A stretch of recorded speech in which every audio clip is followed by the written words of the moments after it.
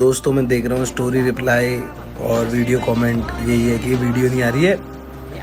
तो यस भाई, मेरी तबीयत बहुत ही ज़्यादा ख़राब है, थोड़ी भी नहीं, बहुत ही ज़्यादा ख़राब है। और दिक्कत वाली बात ये भी है कि तबीयत ऐसे ख़राब नहीं है कि मैं चल फिर नहीं पा रहा हूँ भाई, मैं मस्त हो रखा हूँ एकदम। थ्रोट इन्फेक्शन हो गया है, लंग इन्फेक्शन हो गया है, जिसकी वजह से मैं 2 मिनट भी जैसे अभी बोल रहा हूँ तो मैं कैसे ना कैसे अपने सांस रोक के बोल रहा हूँ ताकि खांसी ना आ जाए मेरे को।